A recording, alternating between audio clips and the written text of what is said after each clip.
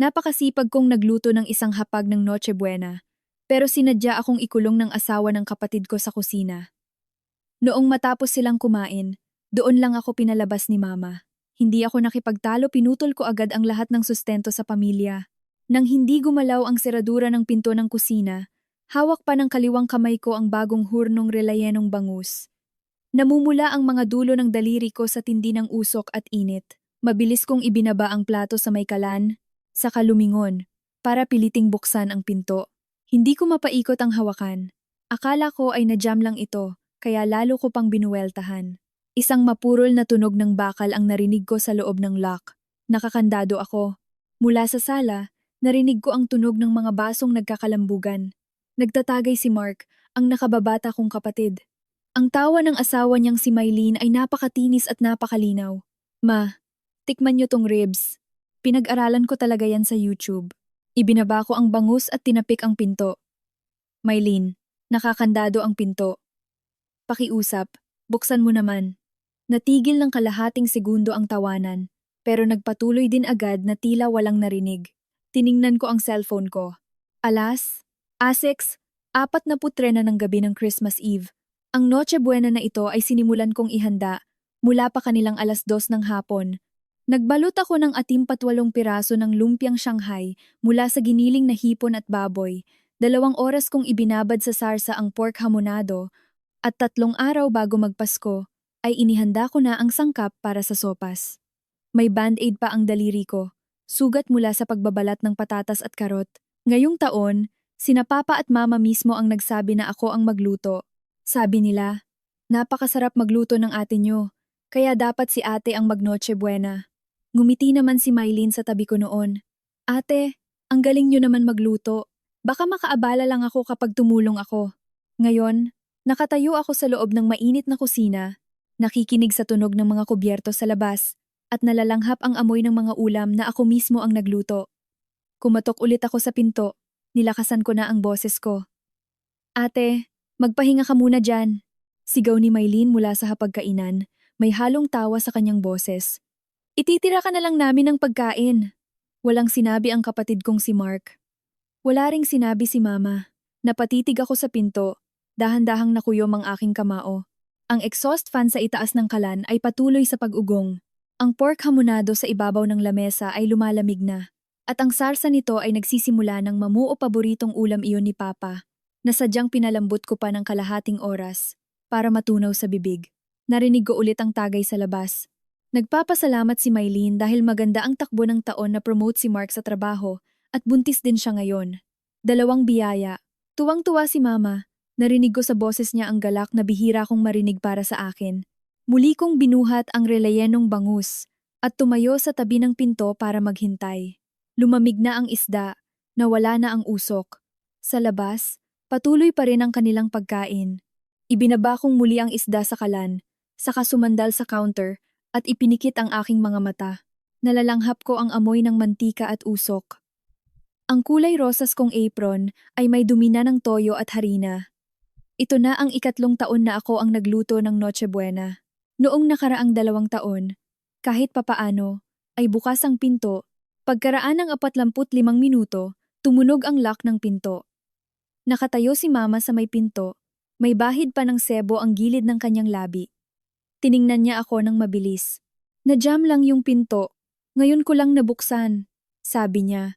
Saka mabilis na tumalikod na tila sapat na ang abisong iyon. Lumabas ako ng kusina, dala ang lumamig ng bangus patungo sa hapagkainan. Magulo ang mesa. Ang pork hamonado ay buto-buto na lang ang natira. Ubos na ang lumpiang Shanghai at ang mangkok ng sopas ay simot na simot. Naglilinis ng ngipin si Papa gamit ang toothpick, habang si Mylene ay nagbabalat ng pongkan nang hindi man lang tumitingin sa akin. Si Mark naman ay nakatungo at nakatitig sa kanyang cellphone. Walang plato o kubyertos na nakahanda para sa akin. Sa pinakasulok ng mesa, may isang plato ng gisa-gisang repolyo na hindi man lang nagalaw. Hindi iyon sadyang itinabi para sa akin, iyon ay tira-tira. Ibinaba ko ang lumamig na bangus sa mesa. Lumikha ng matalim na tunog ang plato nang tumama sa glass Lazy Susan. Tumingin sa akin si Mylene. Ang tingin na iyon parang tingin sa isang estranghero na nanggulo sa kanyang kasiyahan. Pagkatapos, isinubo niya ang binalatang pongkan ngumuya, at ngumiti ng bahagya.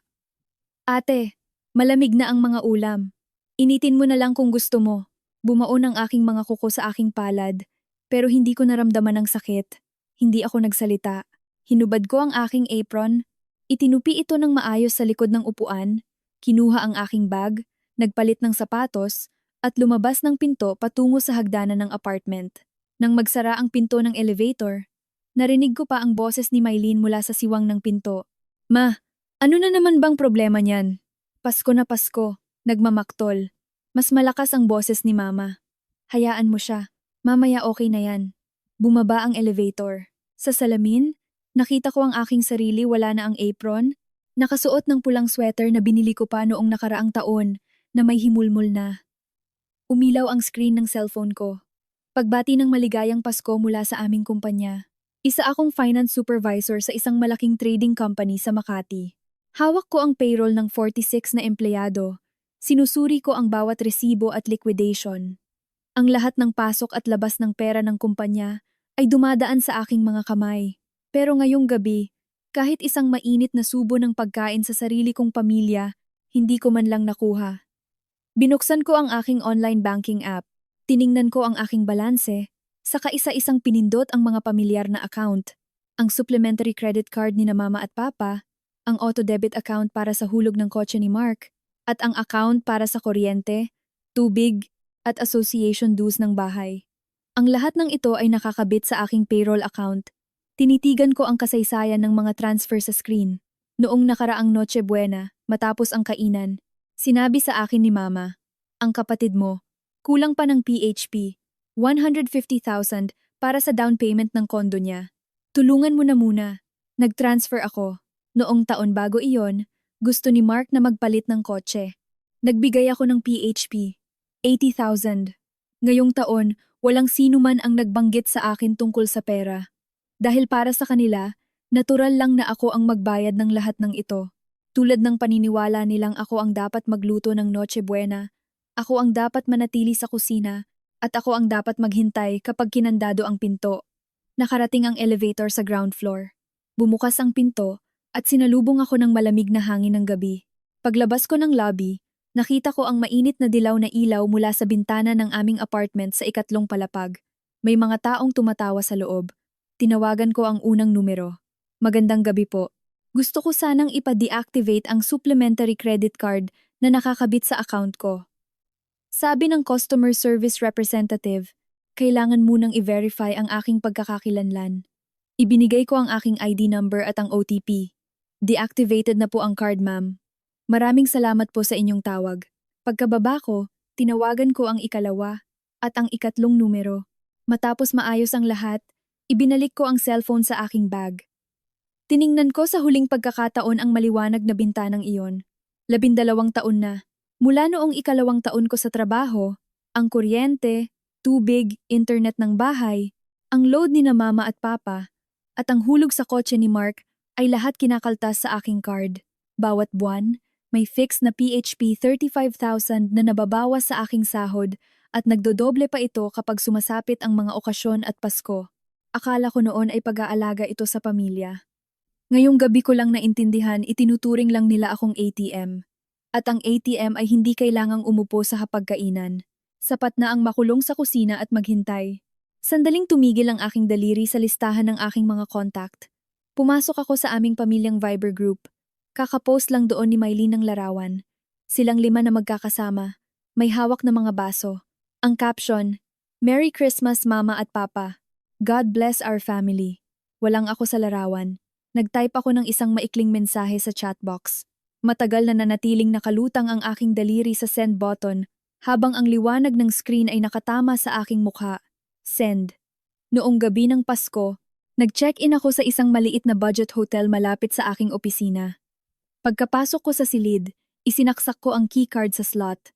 Umugong ang aircon at naglabas ng lumang amoy ng silid. Inihagis ko ang aking bag sa kama, saka tumayo sa tapat ng bintana.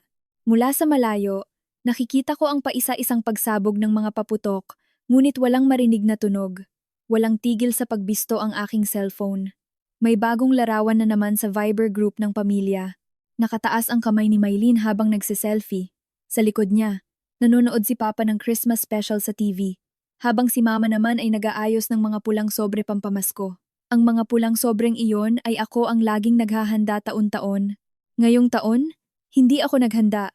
Malamang ay bumili na lang si Mama ng sarili niya. Sa chat group, walang nagtanong kung nasaan ako. Ipinikit ko ang mga notification ng chat, binuksan ang pagkain app sa phone, at nag-order ng spaghetti at pansit. Nagkakahalaga ito ng PHP 480, 3 beses na mas mahal kaysa sa kung ako ang nagluto. Pagdating ng pagkain, medyo malata na ang noodles at malamig na ang sarsa. Ibinaba ko ang tinidor, naupo sa gilid ng kama, at pinanood ang replay ng pelikula sa TV. Isang eksena ng magbiyena na nag-aaway ang palabas. Nagbasag ng pinggan ang manugang at nagtatawanan ang mga manonood sa studio. Hindi ako tumawa. Muling tumunog ang aking cellphone. Hindi ito mensahe sa pamilyang group chat, kundi isang pribadong voice message mula kay Mama. Ipinlay ko ito. Napakababa ng kanyang boses. Bakit mo pinatay yung mga card? Nagpapakarga ng gas ang kapatid mo ngayon. Hindi gumagana yung card niya. Nag-reply ako ng text. Ako ang nagpatay niyan. Mabilis siyang nag-reply ng isa pang voice message. Pasko na Pasko. Ano bang ginagawa mo? Bakit hindi natin pag-usapan ng maayos? Ibinaligtad ko ang aking cellphone sa ibabaw ng kama at hindi na sumagot. May isa pang paputok na sumabog sa labas ng bintana. Ipinikit ko ang aking mga mata. Ang naglalaro sa aking isipan ay hindi ang pinto ng kusinang kinandado kanina, kundi ang isa pang pinto mula sa aking alaala. 20 taon na ang nakalipas. 11 taon ako noon. 6 na taon naman si Mark. Noong bakasyon, dinala kami ni na Mama at Papa sa isang mall sa Quiapo. Sabi nila, ibibili nila ako ng sapatos pang eskwela. Ang luma kong sapatos ay manipis na ang swelas at madalas na akong madulas kapag naglalakad. Nakapili na ako ng isang simpleng puting sapatos, nagkakahalaga ng PHP 380. Noong magbabayad na kami, nakita ni Mark ang isang laruang kotse na may remote control na nagkakahalaga ng PHP 1,200. Inilabas ni Papa ang kanyang pitaka, binilang ang pera, saka tumingin sa akin. Pwede pa naman yang sapatos mo. Bilhin muna natin ang laruan ng kapatid mo. Hawak ko ang puting sapatos habang nakatayo sa tapat ng estante. Naglakad na si Papa habang hila-hila si Mark patungo sa toy section. Sumunod si Mama at lumingon para tawagin ako. Halika na! Ano pang ginagawa mo dyan? Ibinalik ko ang sapatos sa estante at sumunod sa kanila. Ang sapatos na iyon ay hindi na kailanman nabili. Noong magpasukan, naglagay ako ng 2 patong ng karton sa loob ng aking sapatos. Kapag naglalakad ako, matigas ang pakiramdam. Kapag nagpapasada kami sa flag ceremony, naririnig ko ang tunog ng karton na may napupunit. Tumunog ulit ang cellphone ko. Hinila ako pabalik mula sa alaala ng 20 taon na ang nakalipas. Nagwala ang kapatid mo kanina. Sabi niya, Pasko na Pasko. Hindi man lang siya makapagkarga ng gas. Paano naman gagamit ng kotse ang kapatid mo ngayong Pasko? Mensahe ito ni Mama. Ang boses ay mula sa pag-aalala, naging panunumbat na. Nakatitig ako sa kisame ng hotel room habang naririnig ko ang ugong ng fluorescent light. Dahan-dahang nakuyom ang aking kamay sa ibabaw ng kumot at muli ring bumitaw. Hindi ako sumagot. Pagkaraan ng 5 minuto, tumawag si Papa. Hindi ko sinagot. Tumawag siya ulit. Sa 3 beses, sinagot ko na. Umiiyak ang nanay mo. Mababa ang boses ni Papa. Ngunit nandoon pa rin ang pamilyar na awtoridad na kinatatakutan ko noong bata pa ako. Ilang taon ka na ba para mag-inarte ng ganyan? Buksan mo na ang mga card na yan. Bukas, umuwi ka rito at humingi ka ng tawad sa nanay mo. Binuksan ko ang aking bibig. Gustong magsalita. Gusto kong sabihin sa kanya na kinandado ako sa kusina ng 45 minuto kagabi. Gusto kong sabihin na lumamig ang releyanong bangus na niluto ko. Gusto kong sabihin na walang plato para sa akin sa mesa. Ngunit hindi ako binigyan ni Papa ng pagkakataon. O sige na, ayusin mo na yan agad. Binabana niya ang tawag. Hawak ko ang cellphone ko habang tuyong-tuyo ang aking lalamunan. Patuloy ang pagsabog ng mga paputok sa labas ng bintana. Malapit na ang hating gabi. Binuksan kong muli ang aking online banking app at tinipon ang lahat ng account na nakakabit sa akin. Mula noong taong 2015, tuwing sasapit ang 15 ng buwan pagkapasok ng aking sahod, automatikong kinakaltas ang mga sumusunod sa 15 ng buwan. Load ni na Mama at Papa na PHP 500 bawat buwan, internet na PHP 1,800, association dues at kuryente na umabot sa PHP 8,500 bawat quarter, at ang hulog sa kotse ni Mark na PHP 15,000 bawat buwan. Sa loob ng 7 taon, hindi ko kailanman binuo ang kwenta ng mga ito. Ngayong gabi ko lang ito unang kinalkula. Umabot sa higit PHP 1.8 million. Sapat na sana ito para sa down payment ng isang maliit na condo unit para sa aking sarili. Ang sarili kong renta sa tinutuluyan kong apartment ay PHP 12,000 bawat buwan at 6 na taon ko na itong binabayaran. Ang pinakamahal na damit na binili ko para sa aking sarili ay nagkakahalaga lang ng PHP 1,500 na may diskwento pa, at ang aking sariling credit card ay hindi kailanman nagkaroon ng penalty. Sumapit ang hating gabi. Sunod-sunod ang pagdating ng mga bati ng maligayang Pasko mula sa mga katrabaho, kaklase, at kliyente. Ang chat group naman ng pamilya ay tahimik na tahimik. Inihagis ko ang aking cellphone sa bedside table at humarap sa bintana. Nakita ko ang refleksyon ng aking sarili sa salamin. Medyo mataas ang cheekbones at ang gilid ng labi ay nakababa. 33 taon, walang asawa, walang sariling bahay, at ang ipon ay lagpas lang ng konti sa 6 na digit. Ang tanging maipagmamalaki ko ay ang 9 na taon kong pananatili sa aking trabaho at ang buwanang sahod na laging dumarating sa tamang oras. Bigla kong naalala ang isang bagay. Noong bagong taon, nag-post si Mylene sa Facebook. Salamat sa buwanang hulog ni someone. 3 taon na lang at matatapos na ang car loan natin. May kasama pa itong selfie sa loob ng kotse ni Mark, kung saan kitang-kita ang logo ng sasakyan. Hindi ako nakahide sa post na iyon. Nilike ko iyon noon, ngunit hindi niya ako sinagot. Kung iisipin ngayon, malamang ay naramdaman niyang natural lang ang pag-like ko na iyon. Tulad ng paniniwala niyang natural lang na ikulong ako sa kusina, natural lang na ako ang magluto ng Noche Buena, at natural lang na ang aking sahod ang bumubuhay sa pamilyang ito. Ipinikit ko ang aking mga mata. Hindi naging maayos ang tulog ko ngayong gabi. Kinaumagahan, bago pa tumunog ang aking alarm ng alas 7 sa sinto, nagising ako sa tunog ng tawag sa aking cellphone. Hindi ito mula sa front desk ng hotel, kundi isang imbitasyon para sa video call sa Viber group ng pamilya. Hindi ko sinagot. Nang maputol ang tawag, nag-text si Mama. Uuwi ka ba ngayon? Parating na ang mga kamag-anak natin. Kung hindi ka makakarating, ano na lang ang sasabihin nila? Gagawin mo ba kaming katatawanan sa harap ng mga kamag-anak natin ngayong Pasko? Ang kapatid mo, maagang pumila sa gasolinahan kanina dahil iisang gasolinahan lang ang tumatanggap ng cash ngayon. Pumila siya ng kalahating oras. Tinitigan ko ang bawat salita sa mensaheng iyon, maging katatawanan sa mga kamag-anak. Pumila ang kapatid. Walang nagtanong kung saan ako natulog kagabi. Walang nagtanong kung kumain na ba ako. Bumangon ako sa kama, itinali ang aking buhok, at naghilamos. Hindi maganda ang kulay ng aking mukha sa salamin, ngunit nagawa ko pa ring ngumiti. Ang ngiting iyon ay nagpagulat din sa akin. Hindi iyon ngiti ng masaya kundi ngiti ng isang taong sa wakas ay nakaintindi na sa takbo ng mga bagay-bagay. Kinuha ko ang aking cellphone at sumulat ng reply. Ma, naalala niyo pa ba kagabi noong nakakandado ako sa kusina? Anong oras niyo ako pinagbuksan? Tumahimik ang kabilang linya ng 5 minuto bago sumagot. Naging abala lang ako noon. Buntis ang kapatid mo. Kailangan ko siyang asikasuhin. Ikaw ang ate. Bakit napakadamot mo? Nang mabasa ko ang salitang damot, may kung anong gumapang sa aking lalamunan, ngunit mabilis ko rin itong nilunok. Tinawagan ko ang isa pang numero. Ate Lisa, Merry Christmas po. May itatanong lang sana ako. Pwede pa ba akong mag-add ng pondo sa employee investment plan ng kumpanya natin ngayon? Sa kabilang linya, sandaling natigil ang boses ni Ate Lisa.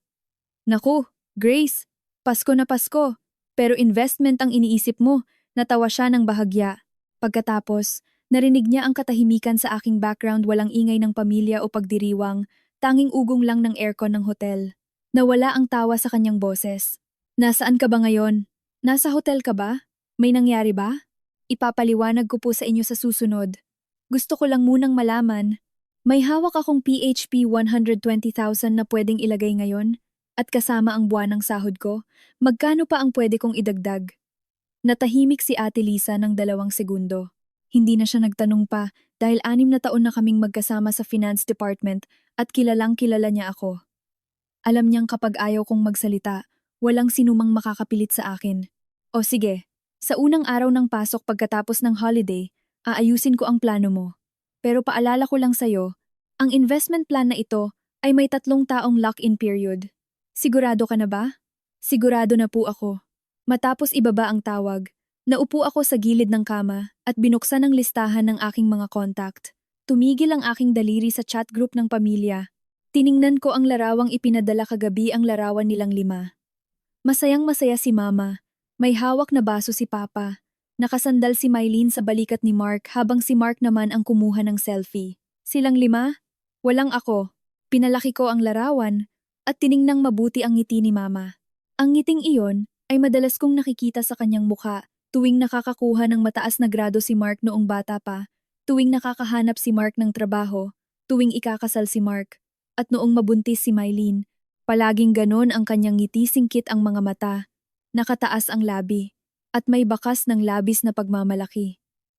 Ngunit hindi niya kailanman ipinakita ang ganyang mukha sa akin. Noong makapasa ako sa unibersidad, ang tanging sinabi niya ay, ano namang gagawin ng babae sa napakaraming aral? Noong makuha ko ang aking lisensya bilang CPA, tinanong niya ako kung kailan ang unang sahod ko.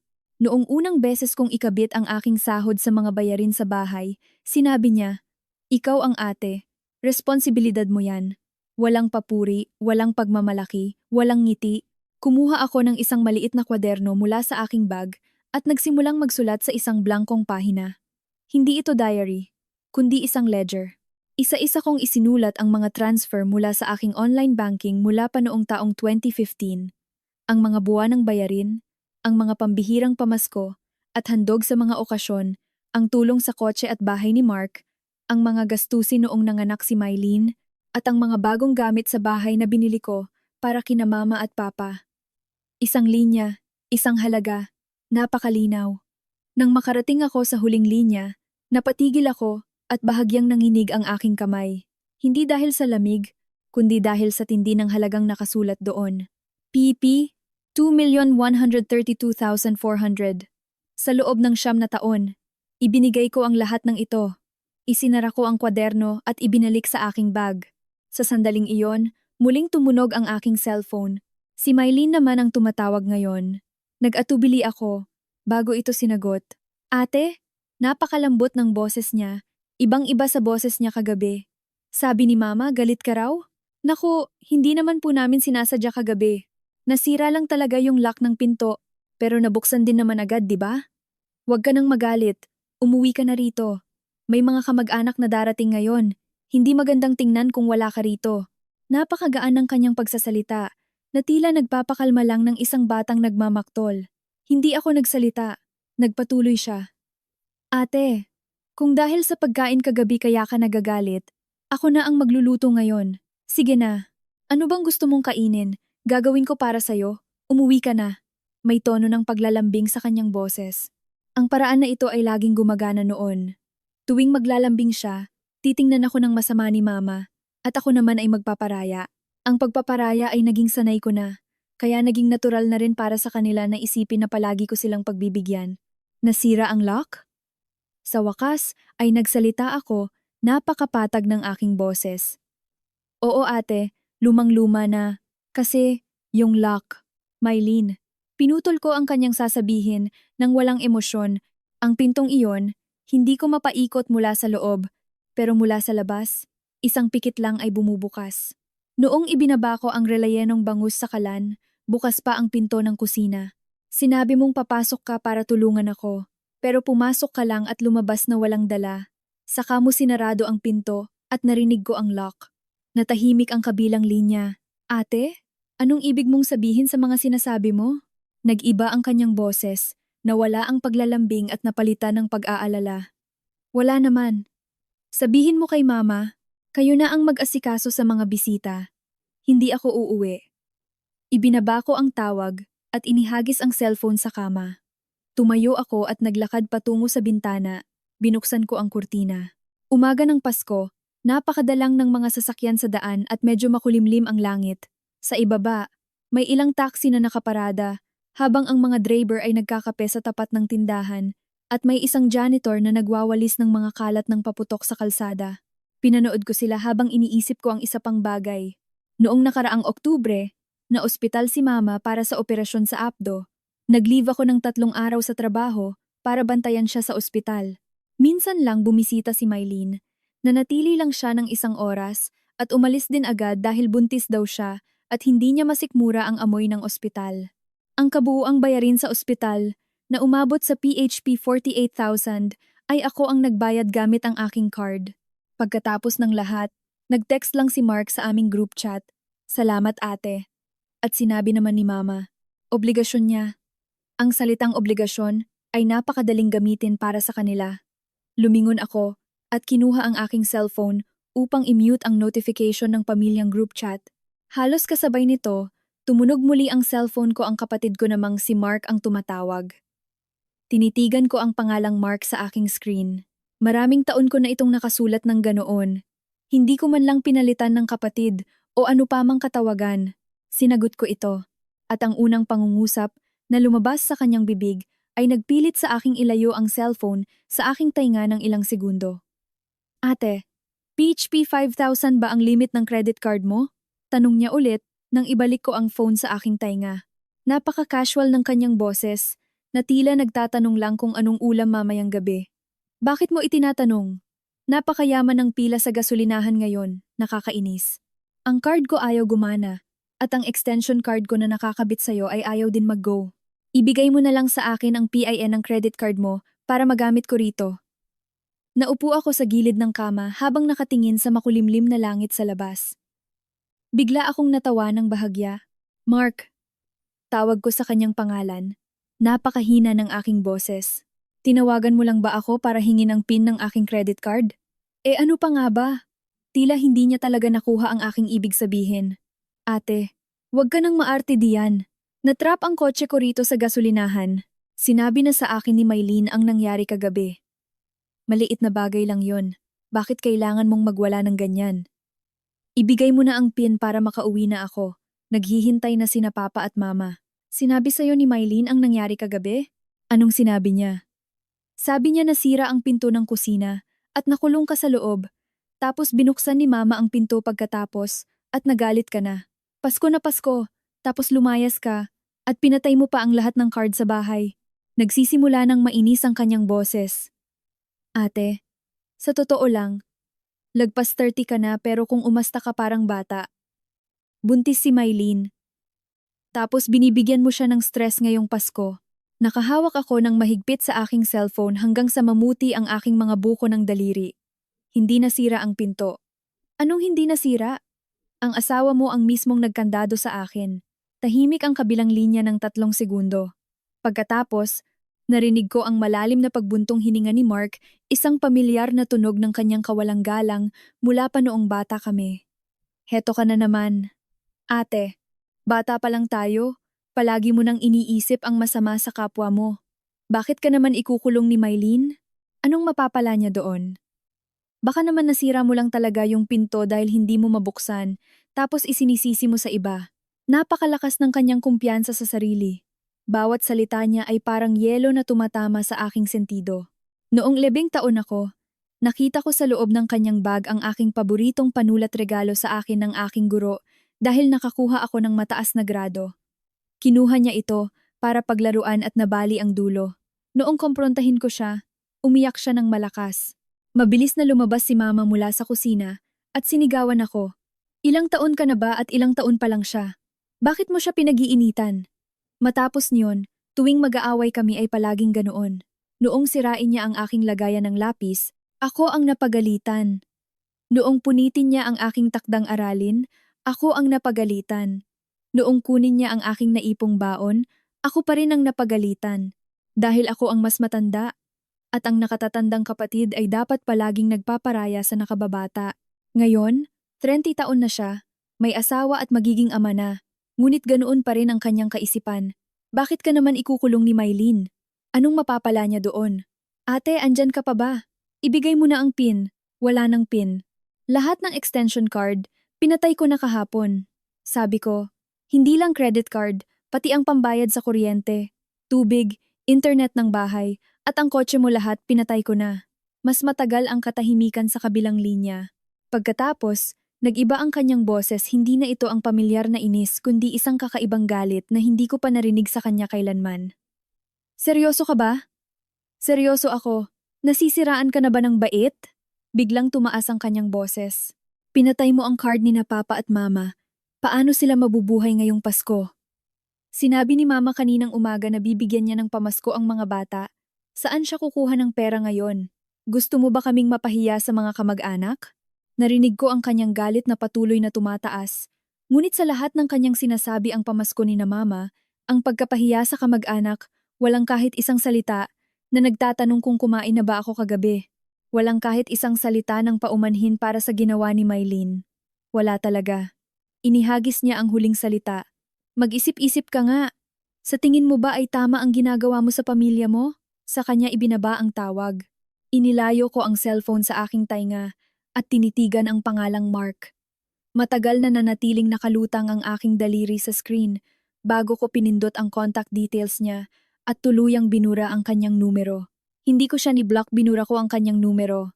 Nang mabura ko ito, akala ko ay maiiyak ako. Noong bata pa siya, ako ang unang humawak sa kanyang kamay para maglakad. Ako ang nagturo sa kanya kung paano magkabit ng sintas ng sapatos. Noong mag-away sina Mama at Papa, sumiksik siya sa aking kumot habang umiiyak sa takot at niyakap ko siya magdamag para patahimikin. Ngunit ngayon, habang nakaupo ako sa kama ng budget hotel na ito, naramdaman ko lang na medyo malamig ang aking mga daliri. Wala nang iba pa. Vibrate ulit ang aking cellphone.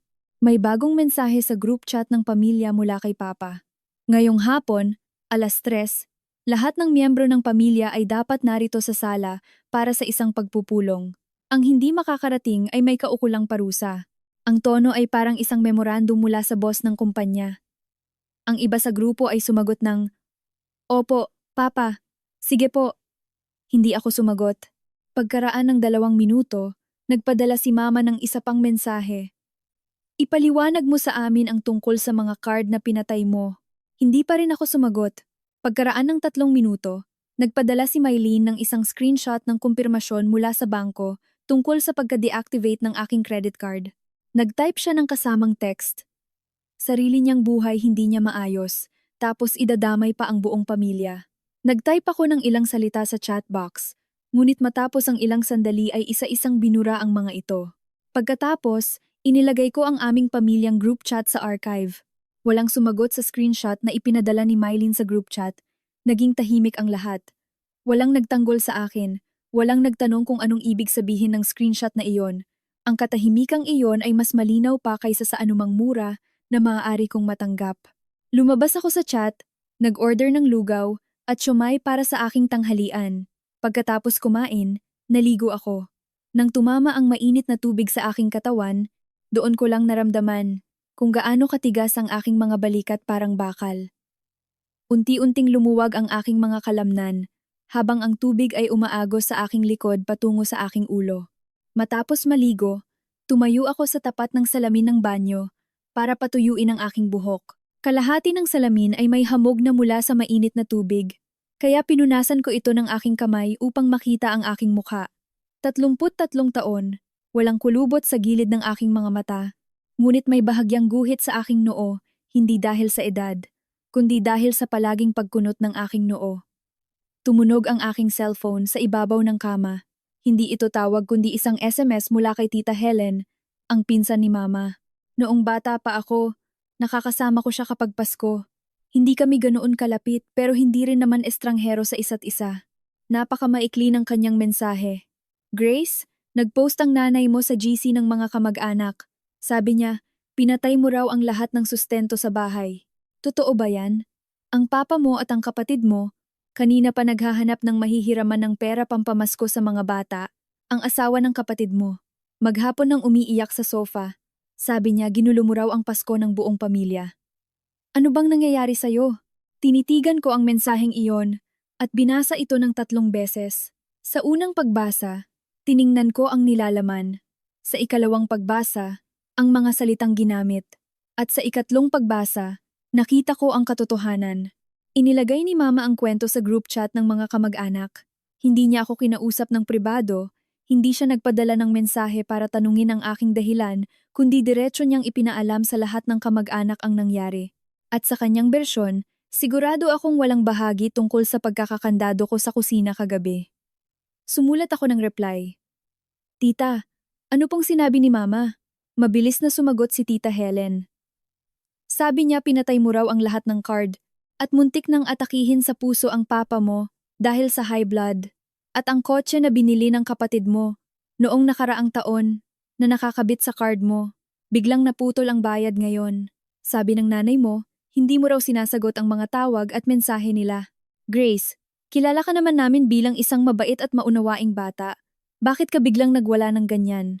Tinitigan ko ang mensaheng iyon habang ang hairdryer sa aking kamay ay dahan-dahang nadulas sa kama, patuloy pa rin sa pag-ugong nito. Hindi sinabi ni Mama na ikinulong ako sa kusina ng kanyang manugang.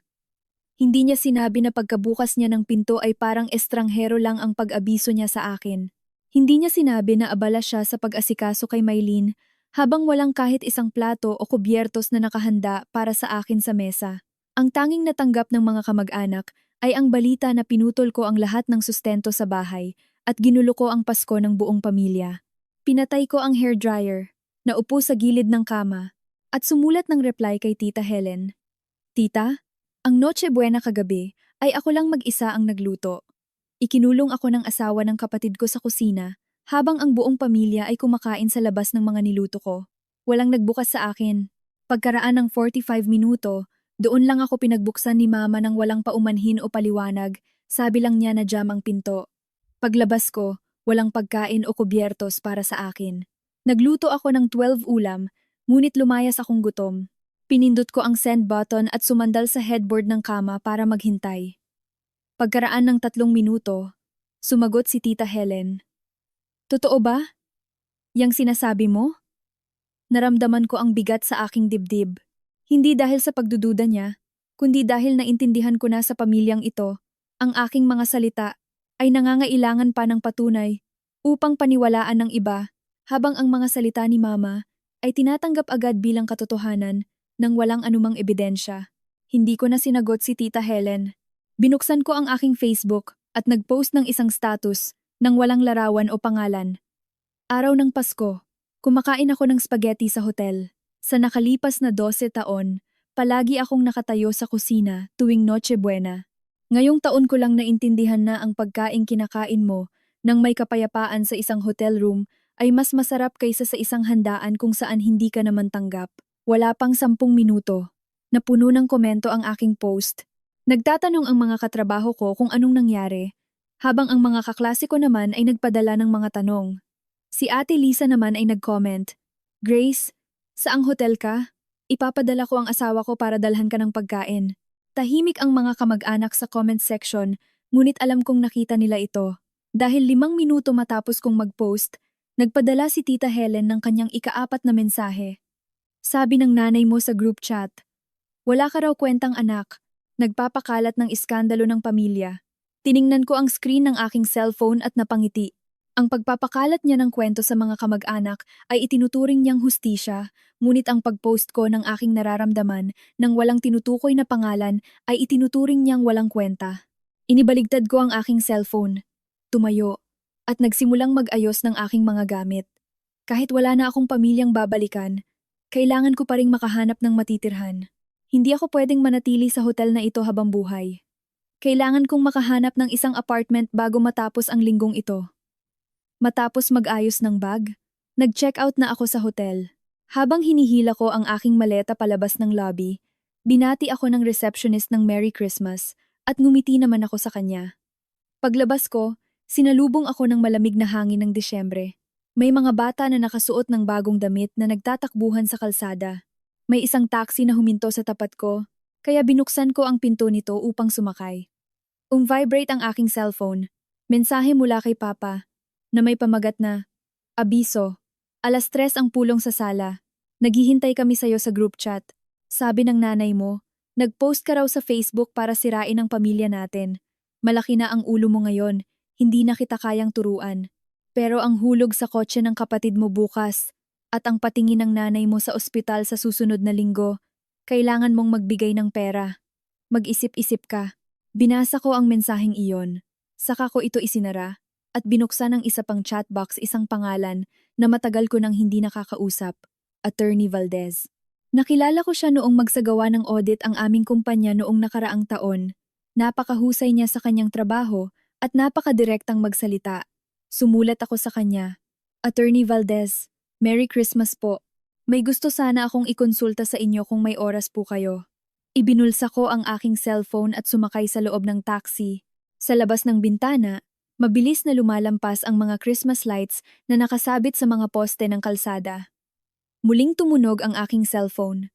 Hindi ito mula kay Papa o kay Mama o kay Mark o kay Mylene. Mula ito kay Attorney Valdez. Merry Christmas din, Grace. Ano yon? Sige po, libre ako ngayon para mag-usap. Pagkaraan ng 20 minuto, huminto ang taxi sa tapat ng isang lumang apartment building sa Sampaloc. 4 na palapag ito, walang elevator, at ang ilang bahagi ng pinturang puti sa pader ay natuklap na, kaya lumitaw ang kulay abong semento sa ilalim nito. Sa tapat ng pinto ng lobby, may nakadikit pang lumang dekorasyon ng Pasko na kupas na ang kulay ako ang bumili niyon noong nakaraang 2 taon. Dapat na sana itong palitan, pero walang nag-abala. Nakatayo ako sa ibaba habang nakatingin sa ikatlong palapag. Bukas ang ilaw sa kusina at nakikita ko ang usok na lumalabas sa exhaust fan ng bintana. May nagluluto sa loob, malamang ay si Mama o si Mylene. Hindi ganoon magluto si Mama sa ganitong oras. 3:00 na ng hapon, kaya malamang ay si Mylene ang nagiinit ng pagkain para sa kanyang sarili. Nanatili akong nakatayo sa ibaba ng 5 minuto. Ang hangin mula sa hagdanan ay may amoy ng lumang gusali. Hinaluan ng amoy ng gas at mantika, isang pamilyar na amoy na kinalakihan ko. Ngunit ngayon, habang nakatayo rito, naramdaman ko na parang isa na lamang akong estranghero. Umakyat na ako sa hagdanan. Ang bawat baitang ay pamilyar sa aking alaala, ang basang bahagi sa may kanto ng 2 palapag at ang sirang ilaw sa 4 na palapag na kailangang tapikin ng malakas bago umilaw. Pagdating ko sa tapat ng pinto ng aming apartment, hindi ko ginamit ang aking susi kundi pinindot ko ang doorbell. Si Mylene ang nagbukas ng pinto. Nakasuot siya ng kulay rosas na apron na may disenyo ng kuneho. Ako ang bumili niyon noong nakaraang Mother's Day. Nagkakahalaga ng PHP 450 para sa 3 piraso. 2 ang ibinigay ko sa kanila ni Mama at 1 ang itinabi ko para sa aking sarili. Ngayon, ang apron na suot niya ay medyo kupas na ang kulay sa gilid. Mukhang mula noong lumipat ako sa aking sariling apartment, ang apron na ito ay naging kanya na rin. Bahagya siyang nagulat nang makita ako, ngunit mabilis din siyang ngumiti, isang ngiti na pamilyar sa akin. Hindi iyon ngiti ng masaya, kundi ngiti ng isang taong may hawak na magandang baraha at naghihintay na makita ang reaksyon ng kanyang kalaro. "Andyan ka na pala, ate," sabi niya sa malakas na boses, sapat na upang marinig ng mga tao sa loob ng sala. "Pasok ka, naghihintay sa'yo sina Papa at Mama." Nagpalit ako ng sapatos at pumasok sa loob ng sala. Punong-puno ng tao ang sala. Nakaupo si Papa sa kanyang paboritong solong upuan. May hawak na baso ng mainit na tubig. Nakaupo naman si Mama sa gitna ng sofa, katabi si Mark.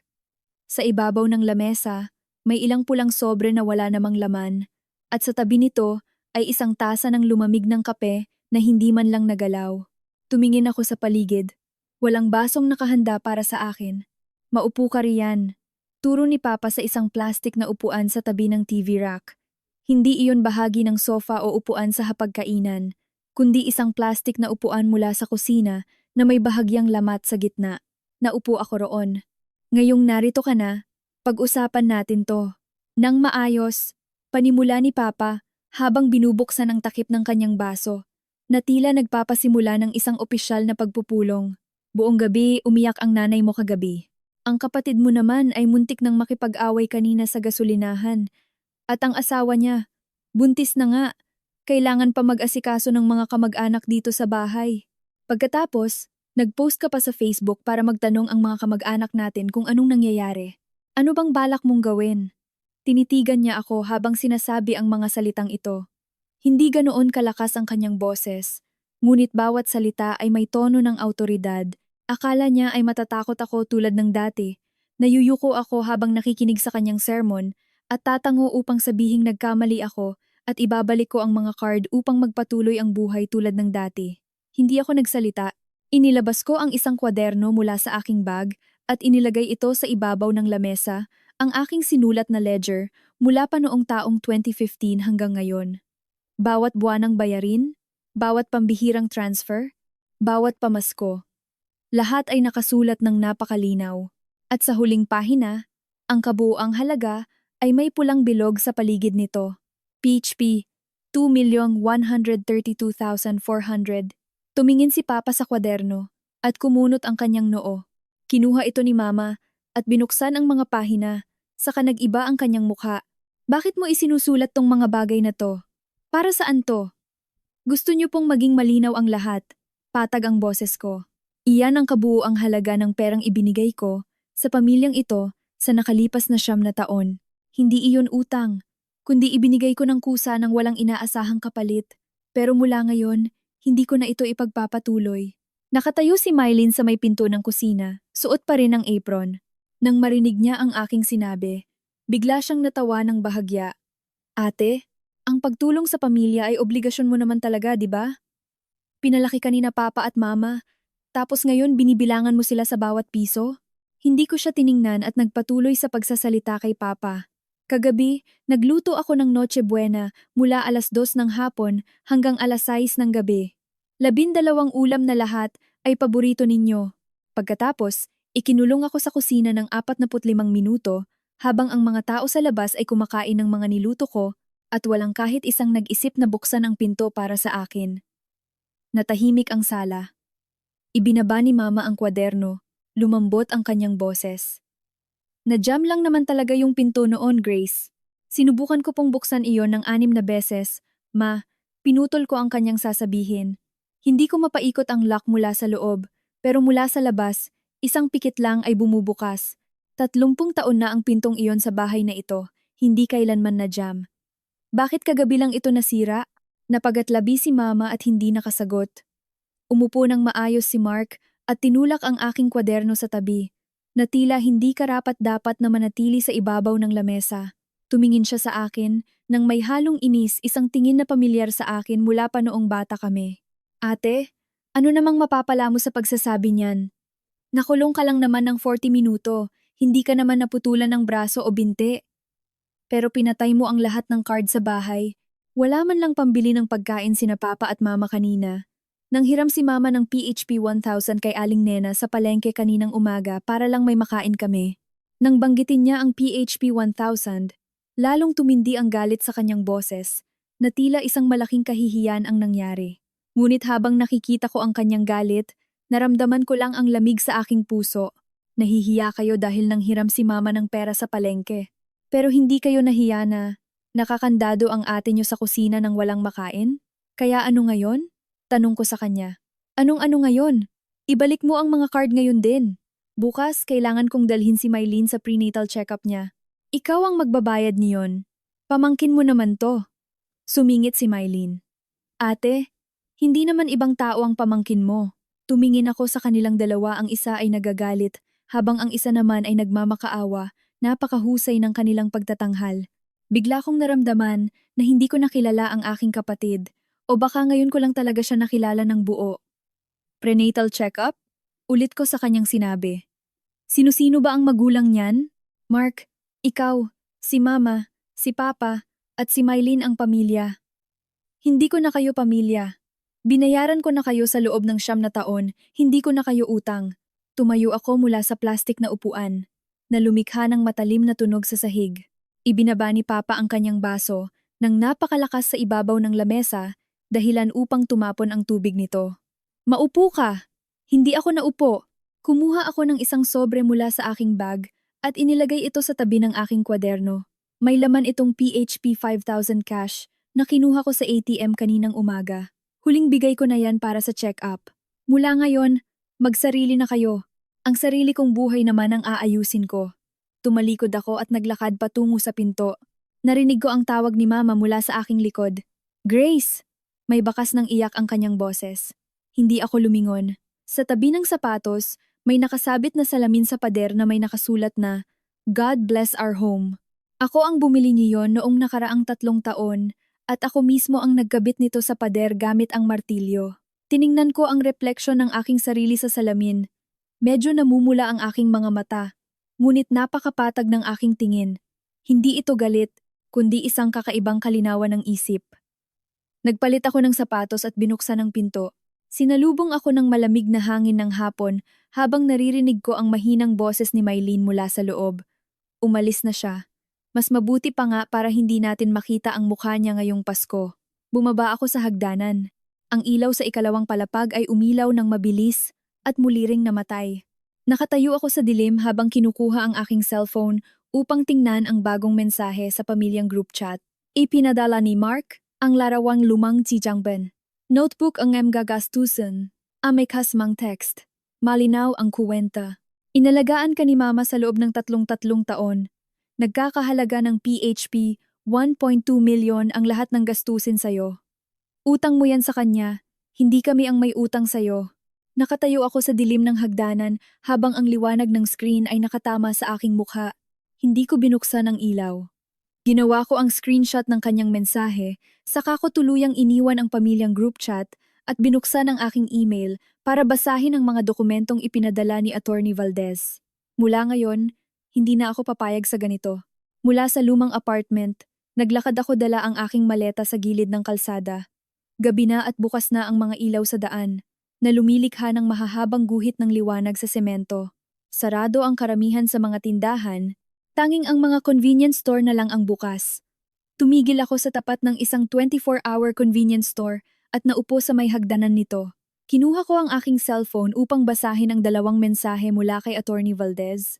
Ang unang mensahe ay isang teksto. Ang notebook ng mga gastusin na ipinakita ng nanay mo ay walang legal na bisa sa ilalim ng batas ng Pilipinas. Ang pagpapalaki sa anak ay isang legal na obligasyon ng mga magulang at hindi ito maaaring singilin bilang utang pagkatapos.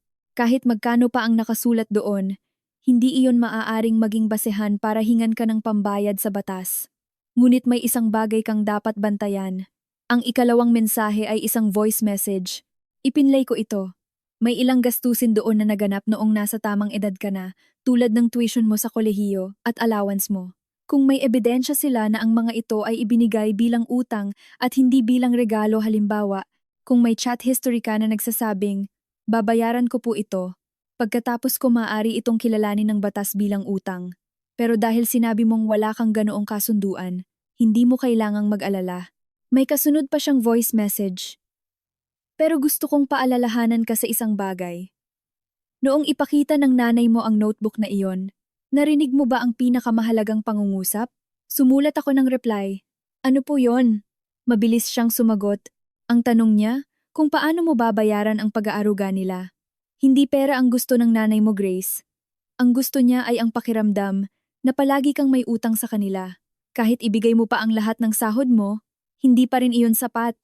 Dahil para sa kanila, ang utang na iyon ay hindi matatapos habang buhay. Kung ibibigay mo ang PHP 2.1 million ngayon, bukas ay magpapakita pa sila ng isa pang notebook ng mga gastusin. Walang bisa ito sa batas, ngunit gagamitin nila ito para itali ka sa kanila habang buhay. Tinitigan ko ang mensaheng iyon at ipinatong ang cellphone sa aking tuhod. Tama si Attorney Valdez. Ang notebook ni Mama ay walang laman tungkol sa mga gastusin noong bata pa ako dahil alam niyang obligasyon niya iyon sa batas. Ang isinulat niya ay ang mga gastusin noong nasa kolehiyo na ako. Pero kung ganoon ang kanyang lohika, paano naman ang mga gastusin ko para sa kotse ni Mark, sa down payment ng kondo niya, at sa mga bayarin sa bahay sa loob ng 9 na taon? Ang hindi malinaw sa pamilyang ito ay hindi ang pera, kundi ang kanilang puso. Kapag ang ipinapakita sa iyo ng pamilya mo ay hindi ang halaga ng pagmamahal, kundi ang halaga ng utang mo sa kanila. Ang kwentang iyon ay hindi na pera kundi isang lubid na nakatali sa iyo at ang kabilang dulo nito ay hawak nila upang higpitan tuwing gusto nila. Kinuha ko muli ang aking cellphone at hinanap ang isang pamilyar na numero upang tawagan. Pagkaraan ng isang ring, sumagot ang isang babae. Grace? May halong gulat ngunit may lambot ang kanyang boses si Ma'am Santos, ang aking dating propesor sa universidad na nagturo sa akin ng accounting. Ma'am, Merry Christmas po. Pasensya na po kung nanggulo ako ngayong gabi. Walang anuman, Grace. Ano yon? Si Ma'am Santos ang aking naging gabay noong kolehiyo. Noong 2 taon ko sa universidad, may ginawa kaming financial analysis project at gumamit ako ng isang kakaibang paraan sa pag-compute. Matapos ang klase, tinawagan niya ako sa kanyang opisina at kinausap ng 2 oras. Hindi niya ako pinagalitan o pinuri, kundi isa-isa niyang ipinaliwanag ang kaibahan ng dalawang paraan. Ang huling sinabi niya sa akin noon ay, "Napakasusi mo sa mga numero, huwag mong sasayangin ang galing mo." Matapos kong makapagtapos at makakuha ng CPA license, palagi ko siyang binabati tuwing Teacher's Day, ngunit hindi ko kailanman naikwento sa kanya ang tungkol sa aking pamilya. "Ma'am, may hihingin sana akong tulong sa inyo." "Sige, sabihin mo lang." Ang aming kumpanya ay magbubukas ng isang bagong subsidiary ngayong taon at kailangan nila ng isang lead controller. Sabi ng aming boss, kung walang problema sa aking background at credit history, ibibigay sa akin ang posisyon na may 40% na taas sa sahod at 3 taong kontrata. Malaking tulong po ito sa akin. Huminto ako sandali. Pero nagbabanta ang kapatid ko na pupunta siya sa opisina namin sa Makati sa unang araw ng pasok pagkatapos ng holiday. Sasabihin daw niya sa lahat na wala akong kwentang anak dahil iniwan ko ang aking mga magulang ngayong Pasko. Gusto niyang sirain ang aking pangalan sa kumpanya. Tahimik ang kabilang linya ng 2 segundo bago nagsalita si Ma'am Santos. "Ano ang kailangan kong gawin para sa'yo? Kung magsagawa po ng background check ang aming kumpanya at tumawag sa unibersidad, sana po ay makapagsalita kayo ng tapat tungkol sa akin." "Anong ibig mong sabihin sa tapat, Grace?" Medyo nagseryoso ang kanyang boses. "Ikaw ang isa sa pinakamahuhusay at pinakamasunuring estudyante na tinuruan ko. Ang ginawa mong financial analysis noong kolehiyo ay ginagamit ko pa rin bilang halimbawa sa aking klase hanggang ngayon. At palagi mo akong binabati tuwing Teacher's Day, nang walang patid. Ang mga bagay na iyon ay hindi kailangang patunayan dahil totoo ang mga ito. Naramdaman ko ang init sa aking lalamunan. Hindi ito dahil sa lungkot, kundi dahil sa wakas ay may nakakita sa aking halaga. Hindi dahil obligasyon ko ito. Hindi dahil ikaw ang nakatatanda, kundi dahil sa aking sariling pagsisikap. Maraming salamat po, ma'am." "Walang anuman, Grace. Ayusin mo ang mga bagay na yan ng maayos. Huwag mong hayaang sirain ng pamilya mo ang iyong kinabukasan. Kung kailangan mong mag-file ng blotter sa pulisya o sa barangay, gawin mo. Kung pumunta ang kapatid mo sa opisina ninyo, hindi ikaw ang mapapahiya kundi siya. Tandaan mo ang isang bagay. Ang pinakamalaking alas mo ay ang katotohanan na malinis ang iyong pangalan. 9 na taon ka na sa finance department at walang kahit isang bawas o maling record sa'yo. Ang ganyang uri ng integridad ay hindi madaling masisira ng isang taong nanggugulo lang." Matapos ibaba ang tawag, nanatili akong nakaupo sa hagdanan ng convenience store. Alas, 9:30 na ng gabi at lalong lumamig ang hangin. Tumayo ako, pinagpagan ang aking pantalon, at hinila ang aking maleta patungo sa istasyon ng MRT. Habang naglalakad ako, muling tumunog ang aking cellphone. Si Papa naman ang tumatawag ngayon. Sinagot ko ito. Walang sigaw o sermon, kundi isang maikling pangungusap lang na binitawan niya sa boses na hindi ko pa narinig sa kanya kailanman. Hindi galit, hindi lungkot, kundi isang matinding lamig. "Huwag na huwag ka nang babalik sa bahay na to." Sa kanya ibinaba ang tawag. Nakatayo ako sa ilalim ng ilaw ng kalsada habang nakatingin sa call log.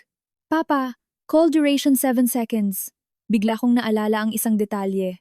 Kanina sa sala, ang baso ng mainit na tubig ni Papa ay ang thermos na binili ko para sa kanya noong Father's Day noong nakaraang taon. Nagkakahalaga ng PHP 1,200, gawa sa stainless steel, at kayang magpanatili ng init ng 12 oras. Ginamit niya iyon araw-araw sa loob ng 1 taon, hanggang sa matuklap ang pintura sa labas nito, ngunit hindi niya kailanman sinabing hindi maganda ang kulay nito. Hindi siya tulad ni Mama na nagsabing hindi maganda ang kulay ng washing machine na binili ko. Sila ay magkaiba. Ngunit ang huling sinabi niya kanina, "Huwag ka nang babalik," ay kapareho rin ng sinabi ni Mama na paano mo babayaran ang pag-aaruga namin. Magkaibang balot, ngunit iisang kahulugan. Ibinulsa ko ang aking cellphone at nagpatuloy sa paglalakad. Ang tunog ng gulong ng aking maleta sa semento ay napakalinaw sa tahimik na gabi. Muling tumunog ang aking cellphone. Si Mark naman ang nagpadala ng voice message na may haba na 31 segundo. "Ate, sinabi na sa akin ni Papa ang pag-uwi mo kanina para kumuha ng mga gamit mo. Kung talagang ayaw mo nang bumalik, kailangan nating linawin ang kuwenta. Sabi ni Mama, PHP 1.2 million ang nagastos sa'yo. Kahit hindi mo tanggapin ang halagang yan, naipadala ko na ang larawan sa group chat ng pamilya at nakita na ng lahat ng kamag-anak. At ang post mo sa Facebook kanina, nakita ko rin. Akala mo ba ay napakatapang mo? Tingnan natin kung hanggang kailan ka tatagal kapag nalaman ng kumpanya ninyo ang ginawa mo. Titingnan natin kung sino ang mas matapang sa inyo, ikaw o ang trabaho mo. Hindi ko na tinapos ang pag-play ng voice message. Ibinaba ko ang aking cellphone at nagpatuloy sa pagpasok sa istasyon ng MRT. Binuksan ko ang isang dokumento sa aking email na ipinadala ni Attorney Valdez noong nakaraang buwan tungkol sa personal asset checklist. Sinimulan kong ilista ang aking mga ari-arian. Payroll account balance, PHP 87,000. Savings account lock-in for 3 years, PHP 150,000 emergency fund, PHP 50,000, credit card debt, PHP 0, walang utang. Integridad sa trabaho. 9 na taon bilang CPA at finance supervisor sa trading company, may nominasyon para sa posisyon ng lead controller. Wala akong utang sa kahit kanino. Sino man ang gustong kumuha ng pera sa akin ay kailangang magpakita ng legal na patunay sa batas. Matapos isulat ang mga ito, isinara ko ang aking cellphone. Bumaba ako sa escalator patungo sa platform ng tren. Sinalubong ako ng hangin mula sa tunnel habang naghihintay ng huling biyahe ng MRT. Bumukas ang pinto ng tren. Walang masyadong tao sa loob. Naupo ako sa may tabi ng bintana at nakita ko ang refleksyon ng aking sarili sa salamin, napakahinahon at napakatahimik. Binuksan ko muli ang aking online banking app at nag-transfer ng pera para sa down payment at deposito ng isang maliit na condo unit sa Makati, nagkakahalaga ng PHP 18,000 bawat buwan, may kasamang isang buwang advance at 2 buwang deposit. Ang araw ng aking paglipat ay sa unang araw ng pasok pagkatapos ng holiday. Matapos mag-transfer, ibinalik ko ang aking cellphone sa aking bulsa at sumandal sa upuan habang ang tren ay mabilis na tumatakbo sa loob ng tunnel. Hindi ko sinagot ang mensahe ni Mylene, hindi dahil sa natatakot ako, kundi dahil alam kong wala na itong silbi. Ang bawat salitang isinulat niya ay nabasa ko na, kasama na ang kanyang huling tanong na, "Sige na, ate, okay ba sayo?" Na may kasunod pang nakikiusap na tono. Akala niya ay tulad pa rin ako ng dati na madaling maawa tuwing gagamitan ng ganitong paraan. Ngunit hindi ko na ito gagawin. Ang kwentong ito sa aking buhay ay tapos na at wala nang dapat balikan pa. Ginawa ko ang screenshot ng kanyang mensahe at inilagay ito sa aking folder para sa mga ebidensya.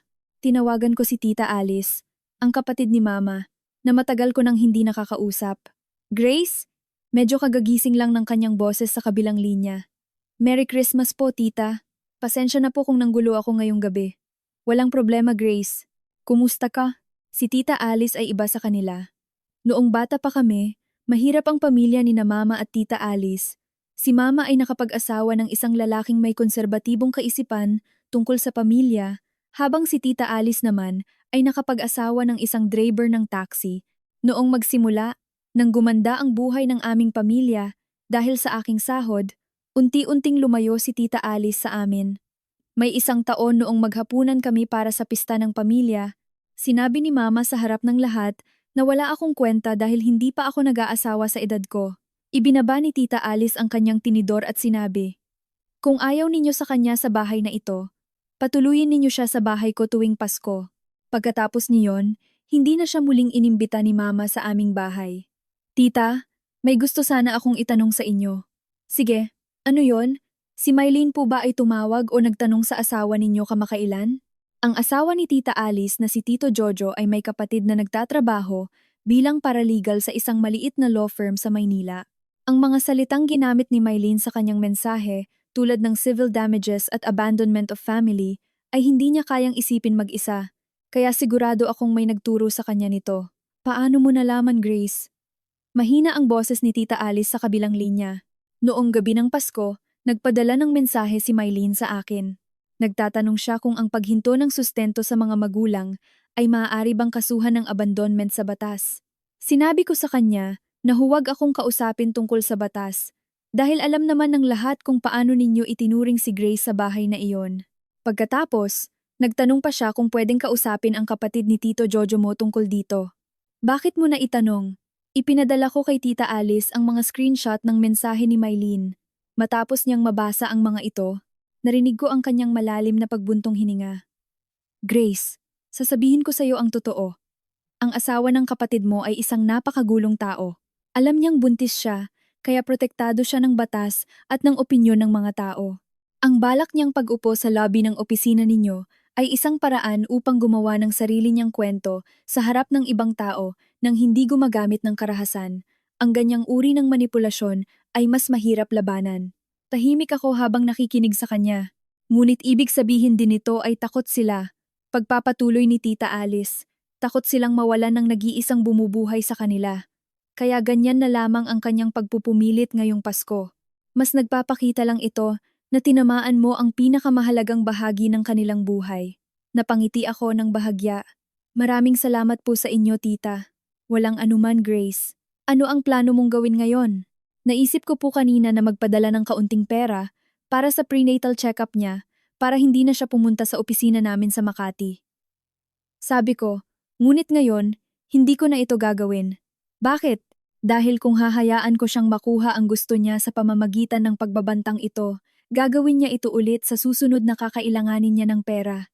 Ngayon ay para sa check-up, bukas ay para sa gatas ng bata, at sa susunod ay para sa matrikula sa eskwelahan. Tuwing gagawin niya ito at magpaparaya ako, babalik lang ako sa kusinang iyon upang maging alipin nila habang buhay. Narinig ko ang pagsang-ayon ni Tita Alice sa kabilang linya.